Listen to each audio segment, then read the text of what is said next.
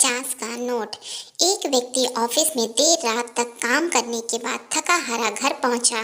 दरवाजा खोलते ही उसने देखा कि उसका 5 वर्षीय बेटा सोने की बजाय उसका इंतजार कर रहा है।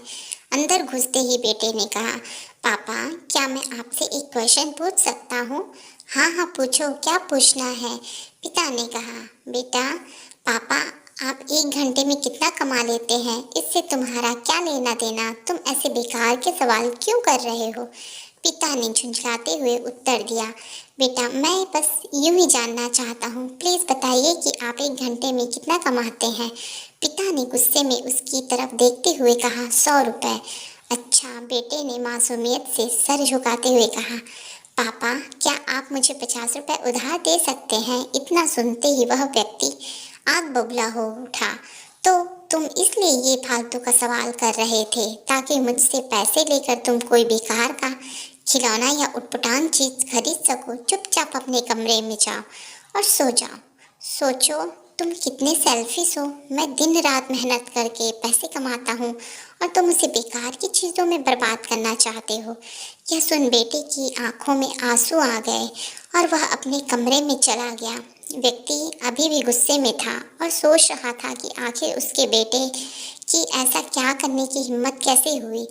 पर एक आधा घंटा बीतने के बाद वह थोड़ा शांत हुआ और सोचने लगा कि हो सकता है कि उसके बेटे ने सच में किसी जरूरी काम के लिए पैसे मांगे हो, क्योंकि आज से पहले उसने कभी इस प्रकार से पैसे नहीं मांगे थे। फिर वह उठकर बेटे के कमरे में गया और बोला, क्या तुम सो रहे हो?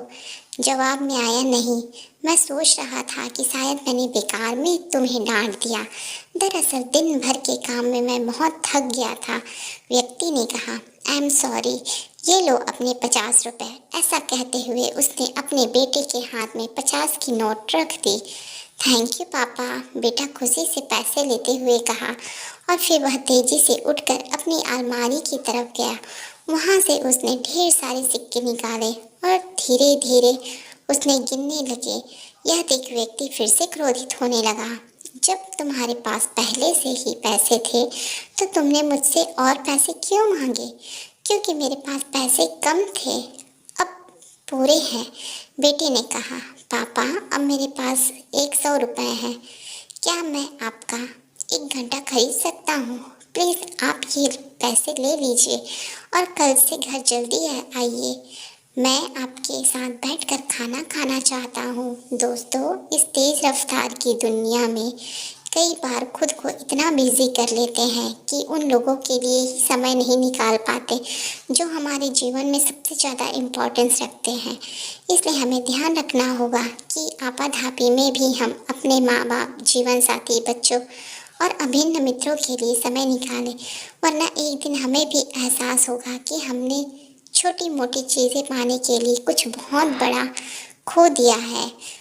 दोस्तों, इस वीडियो के बारे में आपकी क्या राय है हमें कमेंट में बताइए। अच्छी लगे तो लाइक कीजिए, शेयर कीजिए। धन्यवाद।